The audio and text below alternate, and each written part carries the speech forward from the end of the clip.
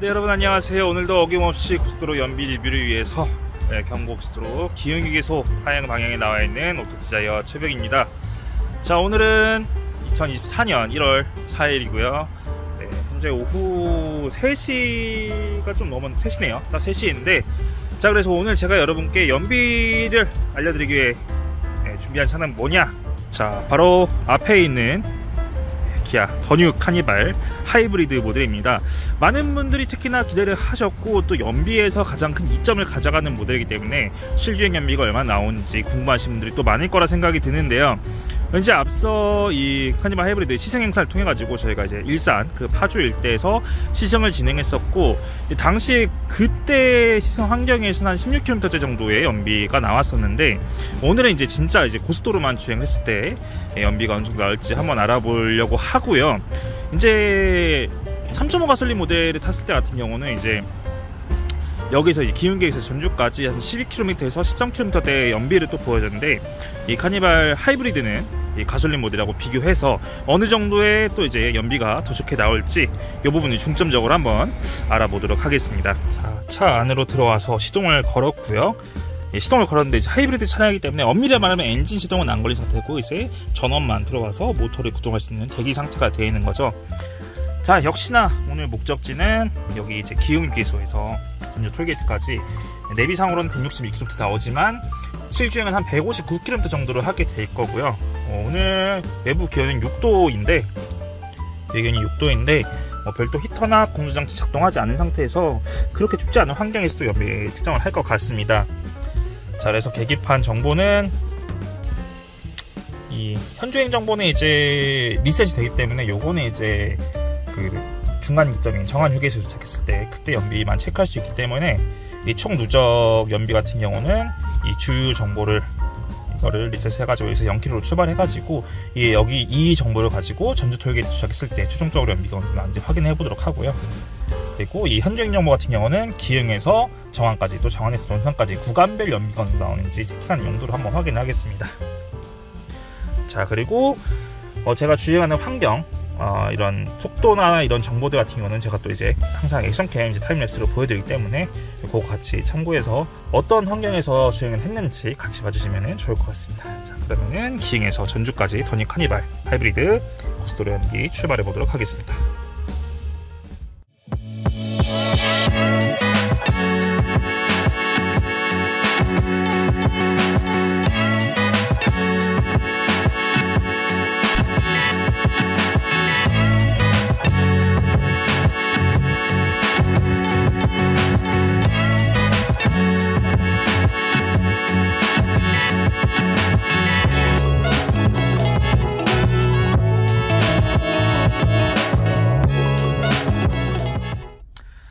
자, 더뉴 카니발 하이브리드 연비 리뷰. 저는 이제 중간 기점인 정안 휴게소에 도착을 했습니다.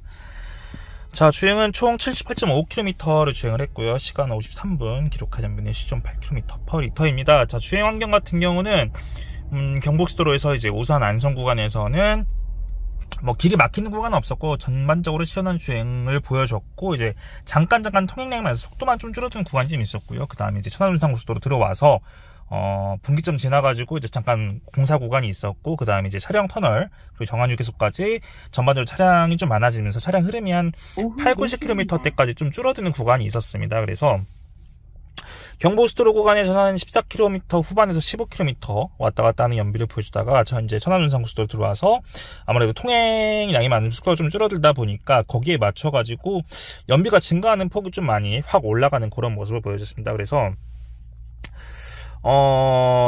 구간 연비만 따져봤을 때 그 카니발 가솔린 탔을 때는 이제 12.7km가 나왔거든요. 물론 그때는 환경이 훨씬 더 안 좋긴 했습니다만, 카니발 하이브리드는 그보다 한 3km 정도 더 높은 15.8km/L를 기록을 했고, 자, 그럼에도 불구하고 굳이 얘기를 하자면은 아무래도 이 하이브리드 차량에 좀 기대하는 연비 수치보다는 조금 떨어지는 게 아닌가라고 생각할 수도 있겠지만, 이 더뉴 카니발 하이브리드의 공인 연비가 이제 복합이 13.5km고요. 19인치 7 모델 기준으로.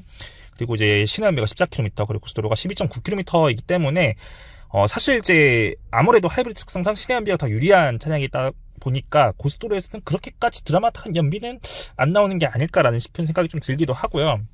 그리고 이제 같은 파워트레인 사용하는 뭐 소렌토라던가 K8 하이브리드 같은 경우는 고속도로에서도 뭐 17, 18km 뭐 무난하게 나와주지만 이 카니발 자체는 워낙 이제 중량이 좀 많이 나가는 모델이고 이 가속 성능을 좀 보완하기 위해서 모터 출력을 증대하다 보니까 모터 출력을 증대했음에도 불구하고 아무래도 기본적으로 이 무게가 좀 많이 나가는 차량이다 보니까 이 연비가 그렇게까지 엄청난 연비는 나오지 않는 것 같아요. 그래도 15.8km 이 구간에서 이 정도면은 가솔린보다 분명히 좋은 연비가 나왔고 공인 연비보다도 이제 더 좋게 나왔고 3km 가까이 뭐 그렇기 때문에 하이브리드를 탈 만한 가치는 아직까지 괜찮은 것 같기도 하고요. 그리고 이제 여기 이제 정안 휴게소에서 이제 전주 톨게이트까지 또 남은 구간도 주행하면 연비가 더 올라갈 수도 있는 가능성이 또 남아있기 때문에 좀 더 주행을 해보면서 연비를 체킹해 보도록 하겠고요. 그리고 도착해서 최종 연비를 또 전달해 드리도록 하겠습니다.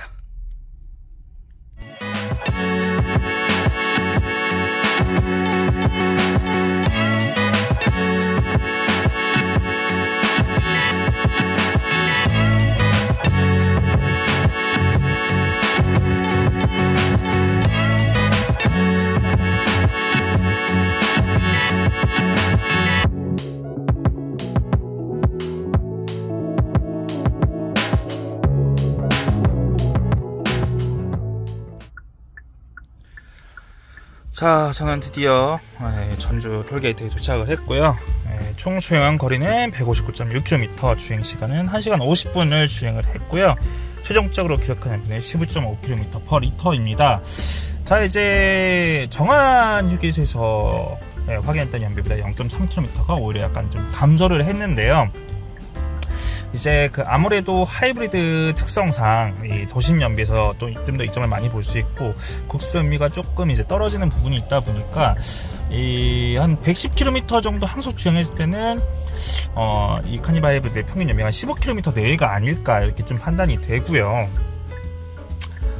그래서 뭐 이제 기행에서 여기 전주까지 좀 이제 원활한 소통 주행 환경에서는 15.5km 연비가 나왔고 그리고 이제 추가로 확인할 수 있는 이 정안 휴게소에서 전주 톨게이트까지 이 구간에서 이제 카니발 3.5 가솔린 모델 같은 경우는 14.5km가 나왔는데 하이브리드는 15.3km로 이제 약 한 1.8km 정도 연비에 이점을 얻긴 했습니다.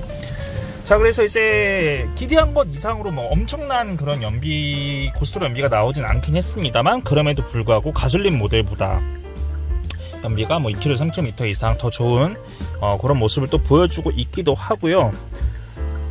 그리고 이제 공인 연비도 그렇지만 이제 다시 한번 말씀드리지만 이제 카니발 하이브리드 공인 연비가 복합이 13.5km고요. 19인치 1 모델 기준으로 이제 도심이 14km, 고속도로가 12.9km이기 때문에 어쨌든 이제 공인 연비보다 전체적으로 이제 수치가 더 잘 나오기도 했고 일단 시내 연비 수치가 더 잘 나올 거기 때문에 제가 이제 평소에 이제 변수나 이런 좀 이렇게 변화될 수 있는 부분들이 많기 때문에 시내 연비 측정을 따로 안 하긴 합니다만 그래서 고속도로 연비를 많이 하기도 하고요. 변수가 좀 적은.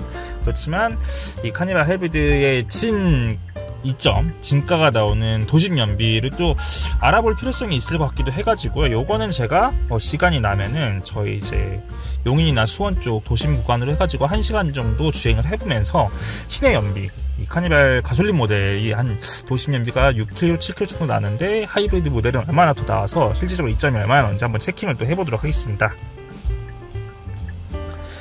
자, 그래서 정리를 하면은 일단은 번역 카니발 하이브리드 같은 경우는 고속도로 연비도 나쁘진 않지만 실질적으로는 시내에서 연비가 더 충분히 좋게 나올 것 같고 그래서 연간 주행 거리는 많으신데 이제 도심 출퇴근이나 이제 시내 구간에서 아이들 뭐 등하교나 등하원 용도로 사용하시는 분들이 더 좋을 것 같고요.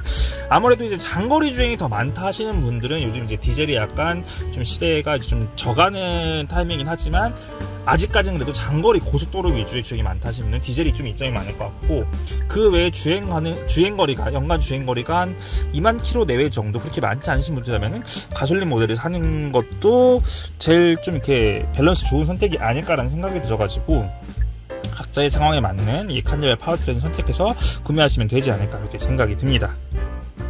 자, 그러면 오늘 카니발 하이브리드 고속도로 연비 측정은 여기서 마무리 하도록 하고요. 저는 이제 이 도심 연비 리뷰로 다시 한번 이 카니발 하이브리드 소개해 드리도록 하겠습니다. 자, 그러면 오늘도 영상 봐주셔서 감사하고요. 저는 다음에 또 재밌는 영상으로 돌아오도록 하겠습니다.